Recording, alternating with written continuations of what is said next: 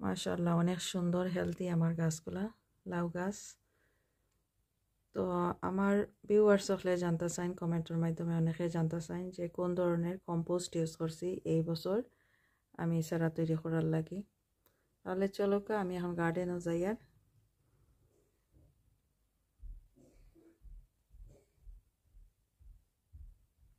High everyone, আসসালামু আলাইকুম, welcome to my channel and welcome to my new blog. আশা করি সবাই ভালো আছেন। তো যেখান থেকে আমার আজকের এই সুন্দর ভিডিও দেখার সবার প্রতি অনেক অনেক দোয়া রইল। নতুন একটা গার্ডেনিং ব্লগ নিয়ে এলাম, আশা করি সবার ভালো লাগবে যারা গার্ডেনিং ব্লগ ভালো পায়। আজকের গার্ডেনিং ব্লগে শেয়ার করবো আমার গার্ডেনে কয়েক ধরনের গাছ রোপণ করছি, আর এই গাছগুলা যখন আমি বীজ থেকে চারা তৈরি করি কোন ধরনের সার ইউজ করছি শেয়ার করবো। আমার গার্ডেনে এই যে দেখতে পারা ছোট একটা পলি গ্রিন হাউস আছে, এটার ভিতরেও কিছু গাছ আছে। সবগুলার চারা, যে এই গ্রিন হাউসের ভিতরে যতগুলা চারা দেখতে পারা সবগুলা চারা আমার নিজের হাতে করা, আমার গড়ে তৈরি করা। এগুলা সবগুলা অলরেডি কিছু চারা আমি রোপণ করে লেছি গার্ডেনে, কিছু এখনো বাকি রয়েছে। আর যে মাটি ইউজ করছি দেখাইমু, তো দেখাইবার আগে কিছু চারা দেখাইলাই বাইরে থেকে। এই যে কিছু চারা, এগুলা বেগুনের চারা। আর ওই যে ভিতরে আছে এটা অকরা, বেন্দি অথবা ঢেঁড়স, যে যেটাই মনে করেন। এটা আমি বিএনকিউ থেকে আনছি, বীজ আনিয়া চারা তৈরি করছি। এই তো কয়েকদিন আগে আমি চারা তৈরি করছি, প্রায় 3 উইকস আগে বীজ রাখছিলাম। তো বীজটাকে চারা হয়েছে খুব সুন্দর, ঘরের ভিতরে আসিল। 2 দিন আগে আমি আনছি। আর এখন মে মাসের 3য় সপ্তাহ। আর এই তো বাস্কেট অফ ফায়ার বেশ কিছু মরিচের চারা আছে আমার কাছে, এখনও রোপণ করছি না। এই চারাগুলা গার্ডেনে এই যে পলি গ্রিন হাউস আছে এখানের ভিতরেই রয়ে গেছে। করে বাড়া যতটা চারা করছি সবগুলা আমার গড়ের বীজ থেকেও কিছু অথবা দেশ থেকেও কিছু বীজ আনছি, ওগুলা থেকে বা এই দেশেও অনলাইন থেকেও বীজ আনছি। বীজ আনার পরে আমি চারা তৈরি করছি। যেহেতু এই বছর ওয়েদার মোটামুটি ভালো আছিল, গরম আছিল, তো মাশাআল্লাহ বেশ সুন্দর চারা হয়েছে। সব কিছুতে আসলে একটু গরম লাগে, রোদ লাগে সব ধরনের চারাতে। তো এই বছর চারা খুব সুন্দর হয়েছে মাশাআল্লাহ, বেশ সুন্দর হেলদি চারাগুলা হয়েছে। শুধু মাটি ইউজ করলে হয় না, একটু গরমের দরকার হয়, রোদেরও দরকার হয়। এই যে সিম গাছ আছে, সিম গাছ অলরেডি রোপণ করে লাইছি। ছোট বড় কিছু সিমের গাছ আছে। এই গাছগুলা মাশাআল্লাহ বেশ সুন্দর, বেশ বড় হয়েছে। এই যে সিমের গাছ লাগাইছিলাম, কাঠবিড়ালি আইয়া রাত্রে সবগুলা গাছ চিড়িয়া ভাঙ্গিয়া ফেলাইছে। তো আবারও আমি দিছি 2-1টা গাছ এখানে বালা আছে, এগুলা রাখছি এইভাবে। লাউ গাছ বড় টবের মাঝে রোপণ করছি, মাছার মাঝে উঠি যার, এখন ফুল আওয়া শুরু হয়ে যার। ফুল ফুটিছে না এখন, তবে ফুল আওয়া শুরু হয়েছে।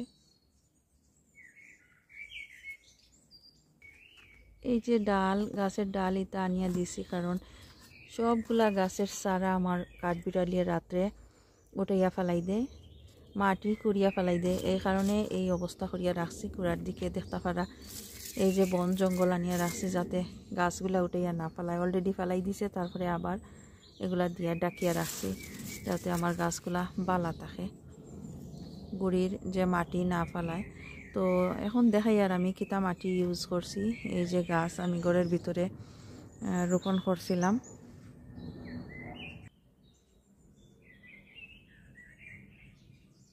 কুমড়া গাছ, চাল কুমড়ার গাছ। এক কথায় যত গাছ আছে আমার ঘরের ভিতর, গ্রিন হাউস অথবা গার্ডেনে, সবগুলা গাছ আমি রোপণ করছিলাম। এই যে দেখতে পারা উইক্সের মাল্টিপারপাস কম্পোস্ট, এই কম্পোস্ট ইউজ করছি। তো লাস্ট ইয়ারও এই কম্পোস্ট ইউজ করছি, এই বছরও সেম কম্পোস্ট ইউজ করছি, উইক্সের এই মাল্টিপারপাস কম্পোস্ট। তবে এই বছর আমি এই কম্পোস্টের সাথে আরেকটা কম্পোস্ট ইউজ করছি, 2টা মিক্স করিয়া চারা করছি। এই প্যাকেট 75 লিটার্সের প্যাকেট, 75 লিটার্সের প্যাকেট এটা। তো এই মাল্টিপারপাস কম্পোস্ট আমি উইক্স থেকে বাই করছি, অনলাইন থেকে আনছি। তো মাল্টিপারপাস কম্পোস্টের সাথে এই যে আর একটা মাল্টিপারপাস কম্পোস্ট দেখতে পারা, এই কম্পোস্ট আমি ইউজ করছি। এই কম্পোস্ট একটু পাউডারের মতো দেখা যায়, গুঁড়া গুঁড়া, তো পাতলা, এটা একবারে লাইট মাল্টিপারপাস কম্পোস্ট। তো দুইটা মিক্স করিয়া করছি সারা এবছর। শুধু যদি উইক্সের এই কম্পোস্ট ইউজ করি দেখা যায় যে শেষে কিছুদিন পরে এটা মাটির মতো হয়ে যায়, একটু বেশি পানি যদি হয়ে যায় তাইলে ড্রেইন হয় না দ্রুত।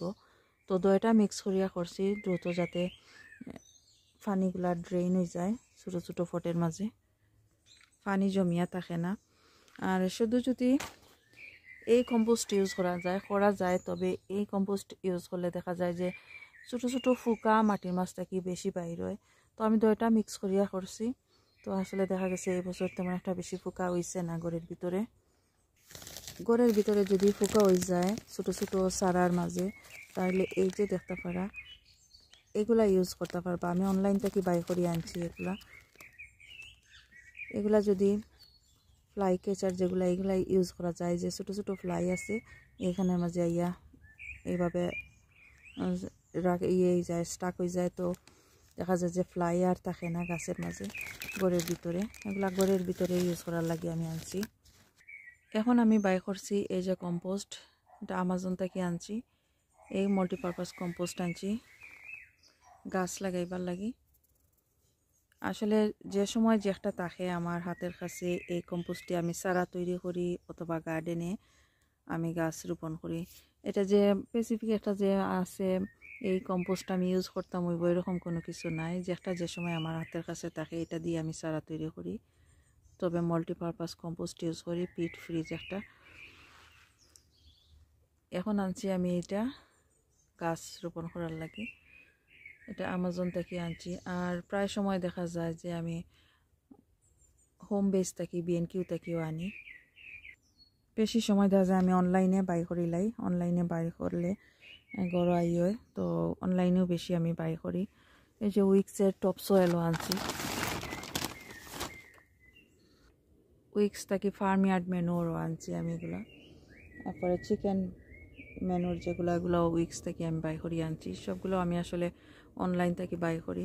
আর এই যে প্যাকেট দেখতে পারা এটা আমাজনের প্যাকেট, আমাজনে খুব সুন্দর করিয়া প্যাকেট করিয়া দিছে এই যে মাল্টিপারপাস কম্পোস্ট যেগুলা। এখনও অনেকগুলা গাছ আমার ঘরের ভিতরে রয়ে গেছে রোপণ করার বাকি। তো কিছুদিনের ভিতরে রোপণ করবো, আর কীভাবে রোপণ করবো ওগুলো শেয়ার করবো সবার সাথে। আশা করি সবার ভালো লাগবো। আর যারা ভালো পাইন gardening video please like share and comment করবা। আর যারা অলরেডি সাবস্ক্রাইব করছেন থ্যাংক ইউ সো মাচ। আর নতুন যারা আছেন সাবস্ক্রাইব করি আমার চ্যানেলের পাশে থাকবা। ভালো থাকুক সবাই, এখানেই বিদায় নিচ্ছি। আল্লাহ হাফেজ।